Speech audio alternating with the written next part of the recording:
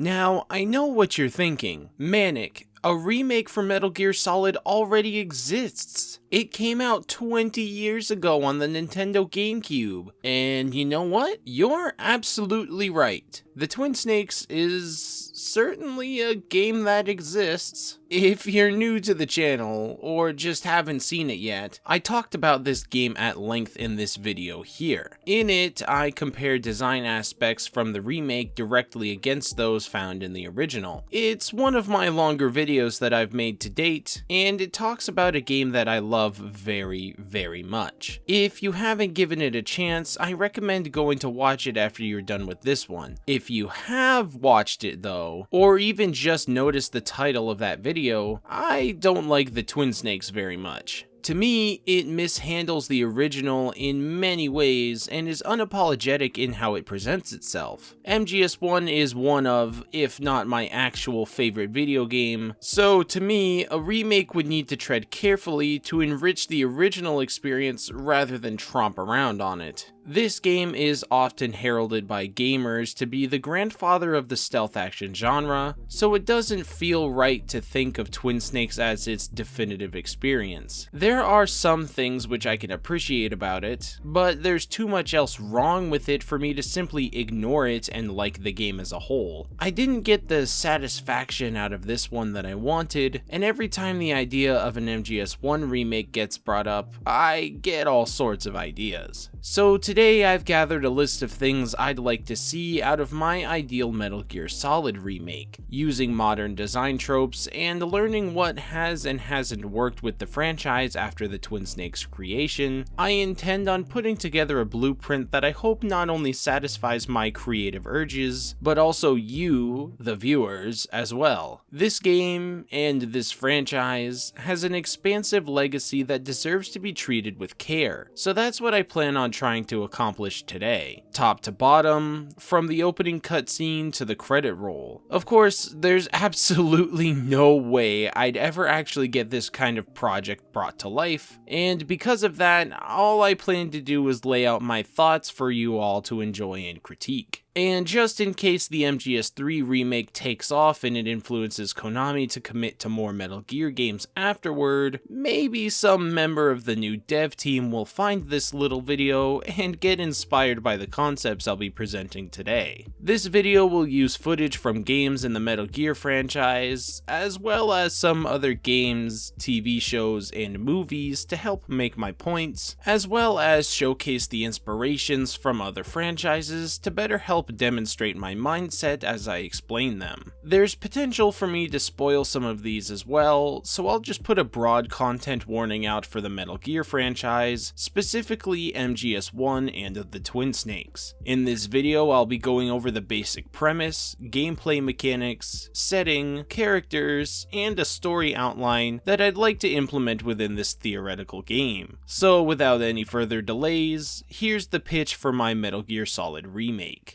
The core premise of this remake is to provide the player with the definitive way to experience Metal Gear Solid. Video game technology has come a long way since the development kit of the original PlayStation, and it's time to flex those improvements with a return to one of gaming's most iconic classics. The main goal is to take the narrative of the original, update it for modern audiences and historical feats, and fit it into a newly designed, modern interpretation of Shadow Moses. The cast of characters will remain the same, with some minor new additions to flesh out the world. To deal with the audio issues from the original, the voice cast will either be completely redone, or re-invite the old cast to come back and reprise their roles. Expanding the actual level design of the original would be crucial to this remake, as new mechanics derived from modern Metal Gear games like MGS5 and MGS Delta would overwhelm the simplistic maps of the original MGS1.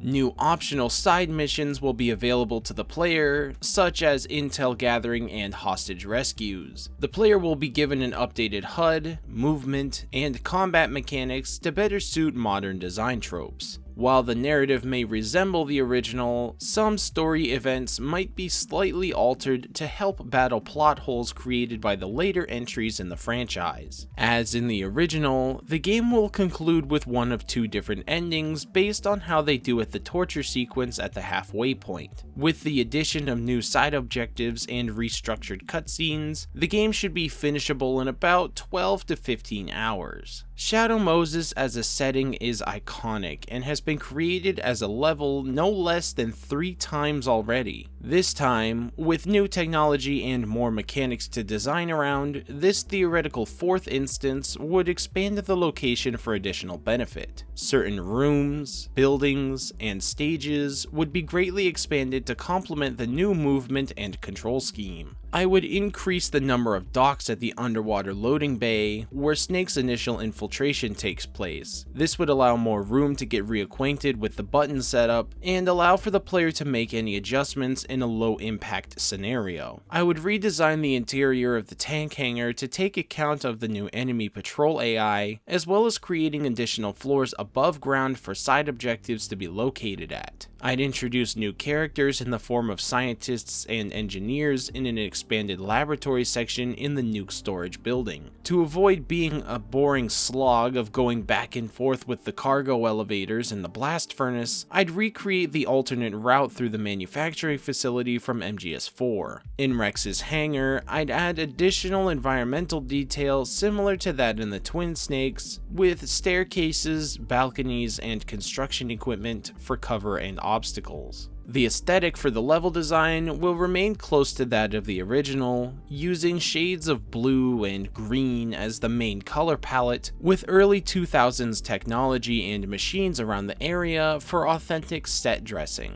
As per usual with this franchise by this point, the game will be played through a third-person point of view, similarly to that of MGS5. The player will have access to all movement mechanics established by this point as well, including stalking and sprinting, diving, crawling, crouch walking, hanging, and wall pressing. Areas in the game will be highly interactable, meaning that certain crates and walls can be destroyed, vehicles will be drivable, and special hiding places like lockers, toilet stalls, and barrels will be implemented throughout the levels. The Soliton radar will make its return, though relegated to an equipable item that provides the player with enemy and explosive locations. Weapon acquisition will occur similarly to the original, meaning that they can find unclaimed weapons periodically to introduce them to the gameplay, but the player can also retrieve weapons and ammo from fallen enemies and bosses. Lethal and non-lethal options will be available as well, however the player can only carry 1 primary, 1 secondary, and 2 utility weapons at the same time.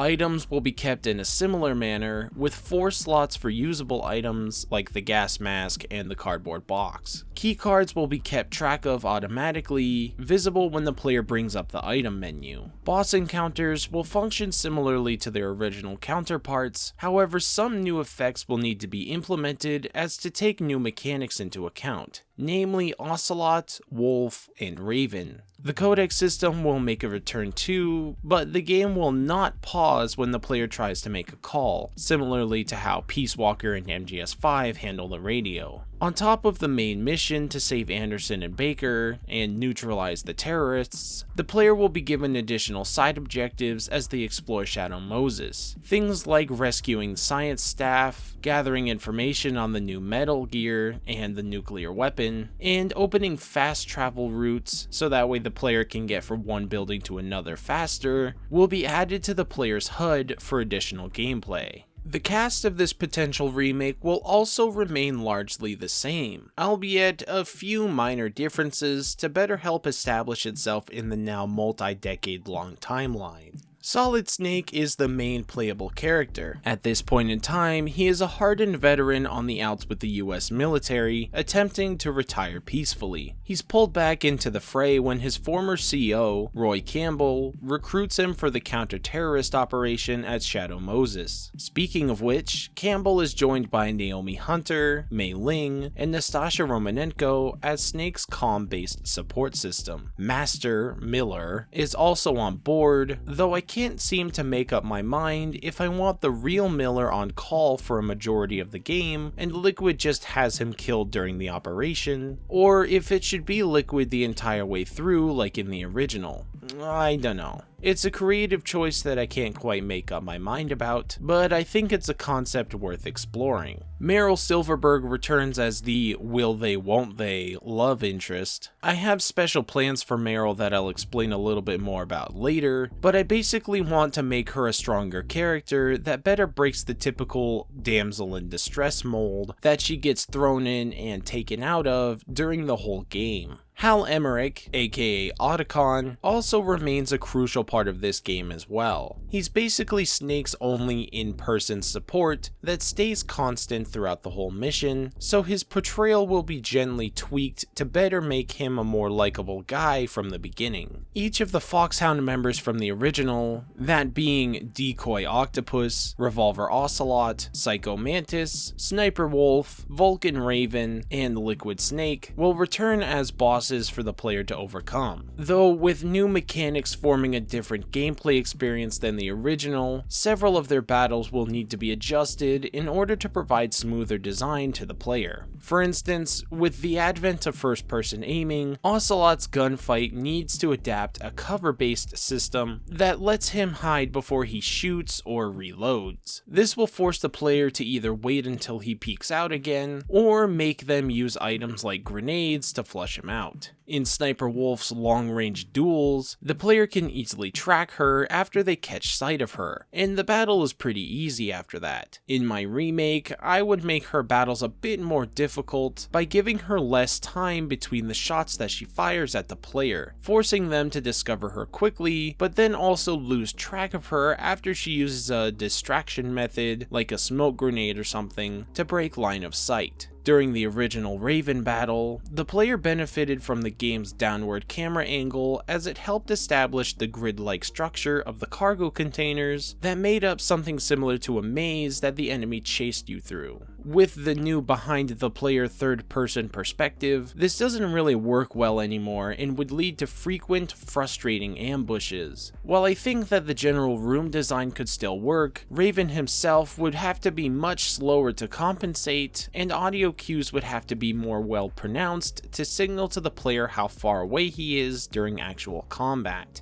Frank Yeager, aka Gray Fox, as the cyborg ninja, reappears as a lingering ghost from Snake's past. The main thing I want out of his return is additional conversations and or appearances from his character after his boss battle in Hal's lab, perhaps in the form of new side objectives, or even a cutscene or two. Maybe show the sequence of events that led him to replacing his arm with his laser cannon, or perhaps some subtle trail of clues that allude to his involvement with Naomi and Big Boss. Anything that helps convey more information about him to the player, outside of the limited dialogue there is about him in the mandatory codec calls in the story. Johnny Sasaki is a character first introduced in MGS1 as the prison cell guard, and was a goofy Easter egg character that appeared in MGS2 and 3 for comedic relief. But in MGS4, he suddenly got plot relevance when he became a serious love interest for Meryl, and was the only one in the entire cast with an advantage against the AI thanks to his lack of nanomachines. To go from a silly reference character to a major plot thread off screen is incredibly heavy, so he needs additional characterization in this remake, with some new lines and cutscenes, literally anything to make him a better character leading into his later appearances. This next one is also probably just a total pipe dream, but it's something that I came up with while I made my Twin Snakes video. In supplementary dialogue during the mission briefing, Campbell explains to Snake that the soldiers that make up the Genome Army are made up of international mercenaries combined with the US Army's Force 21 unit, a group of rookies trained using a virtual reality regimen. In MGS2, it's explained that the player character in that game's main campaign, Raiden, received training in the same army program, Force 21.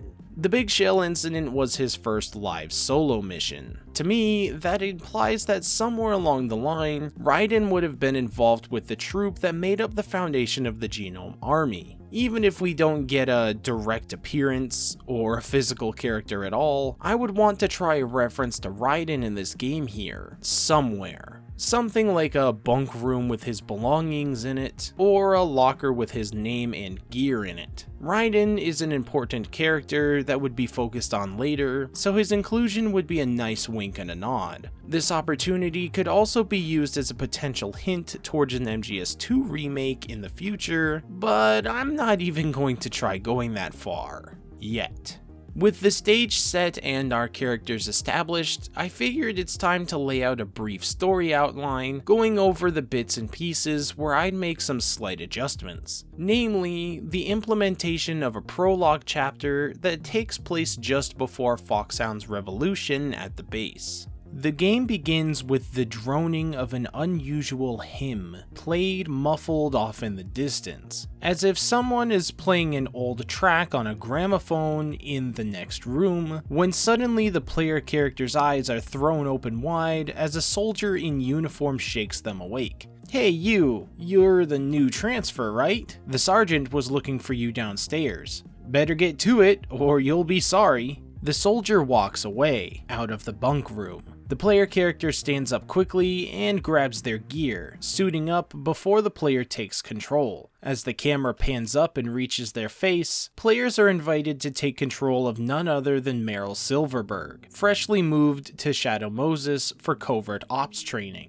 This idea is what struck me to make a pitch for a Metal Gear Solid remake in the first place. In every Metal Gear game after MGS1, the story always divided into at least two segments, a prologue chapter and the main campaign. In MGS2, it's the tanker mission, followed by the Big Shell incident. In MGS3, it's the Virtuous mission, followed by Operation Snake Eater. In MGS4, there's a mission briefing that goes over the current world events and Campbell's assignment. In MGS5, you get the entirety of Ground Zeroes before the Phantom Pain. So to me, it's only fitting that to get people readjusted to the new appearance and control scheme of this theoretical remake, it would begin with a chapter entirely dedicated to it in the form of Meryl's training sessions. This would also provide a good opportunity for the player to get to see what Shadow Moses was like before it was occupied, with scientists and laborers wandering around, soldiers on patrol but talking casually to each other, and even getting to see members of Foxhound commanding the base. Anyway, getting back on track, players take control of Meryl, who's being summoned to the tank hangar for training. The barracks would be located somewhere in the first building, the tank hangar itself, on one of the floors above ground, newly implemented for this purpose. As she descends, she interacts with a few of her squad mates and fellow soldiers, making it to the hangar to witness Vulcan Raven overseeing the repair of one of its tanks. One of the soldiers catches her attention and sends her to the snowfield, where her commanding officer is waiting. When she arrives, she's giving a training session to complete. This is the player's tutorial for using the new movement and combat mechanics. As Meryl, the player will have to navigate a course of crates and obstacles, shooting down targets and testing explosives. When completed, she is given a patrol route in the nuke storage building's first floor basement, and so she heads over there. She meets with some of the scientists, including Emmerich, in passing on the way down, talking about progress on the new bipedal tank that they're working on. Meryl meets up with her squad at the building, though she doesn't spend much time there. The entire day, she's heard whispers of something big about to happen. A visit from high-up executives, and several of the troops are on edge. Only a few minutes into her shift, a new directive is given to all soldiers: seize control of the base by any means necessary. Being a new transfer operative, and given special psychotherapy to resist the temptations of the opposite sex, Meryl is one of the only soldiers unaffected by the site-wide brainwashing, and thus only follows orders to a certain point. The soldiers are under orders to take over the facility by any means, including taking out any resistance from the base staff and scientists. When people begin to die, and the threat of nuclear violence comes up, Meryl takes it upon herself to enact a recovery plot. She knows that high-level executives are on the base to inspect the new nuclear weapon, and that they're in danger. If she can get to them first, then she can do something about their safety. Knowing she'd be in trouble if she was caught going against orders, Meryl must stealthily retrace her steps back to the heliport where the DARPA chief and Armstec president would have arrived. The player travels from the nuke building, back through the snowfield training course being deconstructed, and to the tank hangar once again. Upon arriving, all of Foxhound and several Genome soldiers have surrounded a party in the hangar.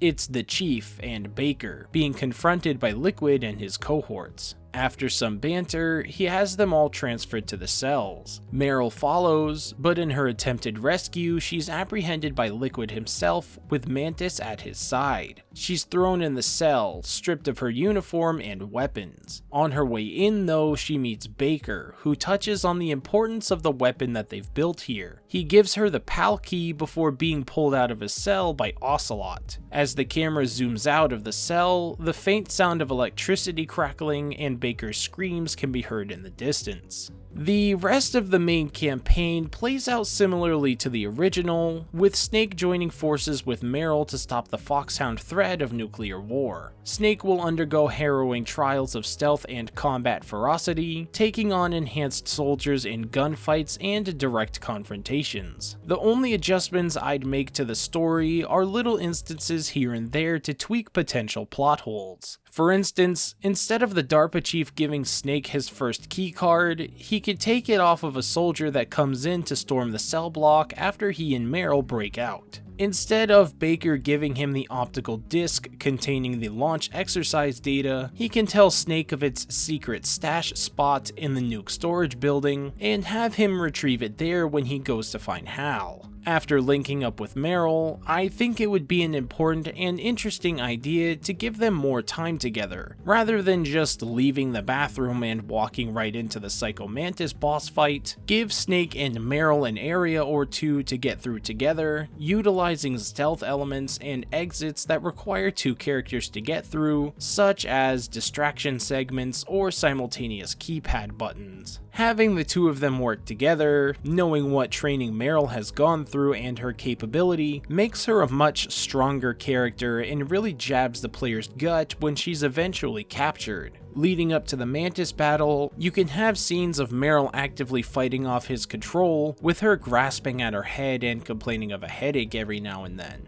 When Snake is apprehended at the entrance to the communications tower, he should discreetly stash the PAL key somewhere nearby so that it isn't found on him when he's captured by a wolf. This way, the boss battles still make sense, as if they're trying to stop Snake like he's a real threat, instead of fighting him for no reason after they find out that he has the PAL key on him. When Snake returns to the communications tower after escaping the torture cell, he could find the PAL key where he left it and continue his mission. After arriving at the towers, I would do as much as I can to skip the backtracking in this part. If the player forgets the rope before ascending Tower A, I would put an elevator here that's been stuck at the top that could be taken to the middle and first floors to eliminate running up and down the staircase. When the player arrives at Tower B, have the staircase be completely destroyed only after a flight of stairs or two, rather than making it all the way down to the first floor and then having to go all the way back up.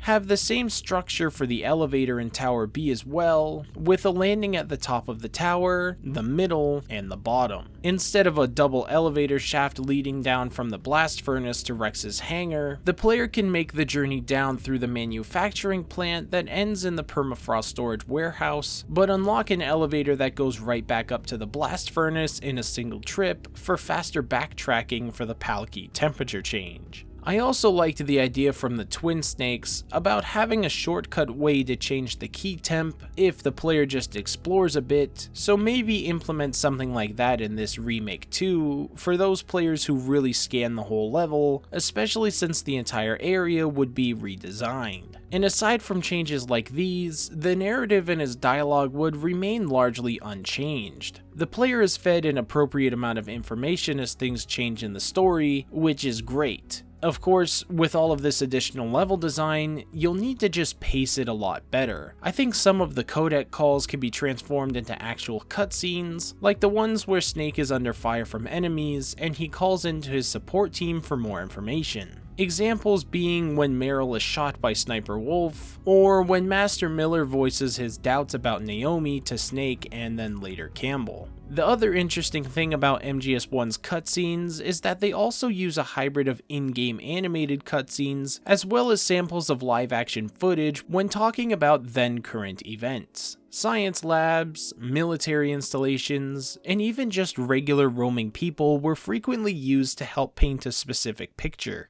They were also used to give the animators a break, since everything was done by hand back then. Given today's new graphical fidelity, I'm not entirely sure that these kinds of scenes would have a place in a modern remake of this game, so I'd be willing to remove these from a potential remake in favor of streamlined dialogue and personal cutscenes involving the characters. At the end of Snake's mission, the player's fortitude at the torture sequence either pays off or comes full circle. The mission will either be completed with Meryl or Otacon at Snake's side, and the secret hidden phone call between Ocelot and Solidus Snake from MGS2 will play after the credit roll.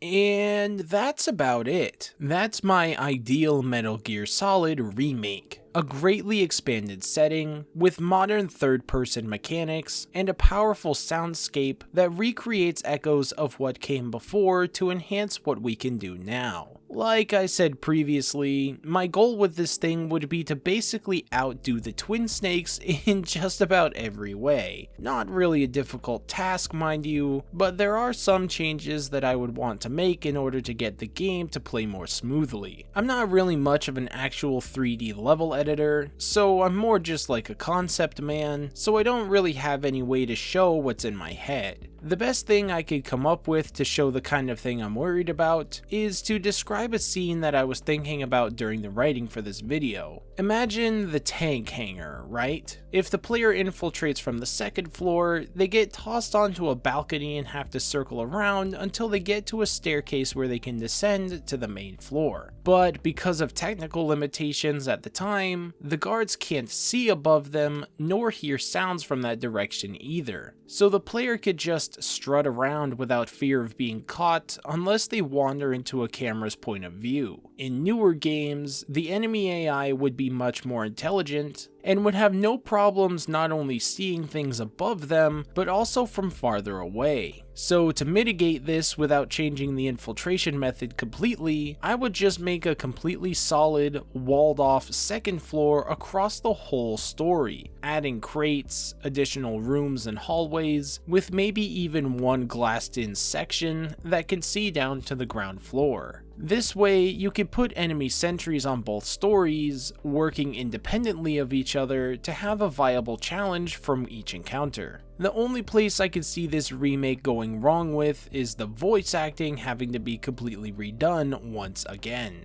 I really don't like the performances that were recorded for Twin Snakes. A lot of them come off sounding as flat and bored, with emphasis put in the wrong places and key lines in the script being changed for no good reason. If I were to get the original cast aboard, they need to have a really good voice director available to properly convey emotion and nuance similar to that of MGS1's dialogue. Honestly, it's that factor alone I think that would make or break a modern remake. The game can look as pretty as it wants and play smooth as butter, but if the voice cast just completely phones it in as a part of their performance, it can easily break immersion and take the player out of the game. The other option is to just replace the original actors with a brand new cast entirely, but that's a totally separate issue altogether that I don't think I have the constitution to get into right now. It'd be possible, but I'd be extremely hesitant to go that route. But let me know what you thought about my pitch in the comments below, along with any changes that you'd make if given the reins of such a phenomenal task. I know that's a lot of pressure I'm not sure I could handle entirely either. That's gonna do it for me today, everybody. Thanks for tuning in. I appreciate each and every single one of you. If you liked what you saw here today, be sure to give this video a big old thumbs up and hit that subscribe button to show your support. Don't forget to stay awesome, and be kind and rewind. Have a wonderful night. Excelsior.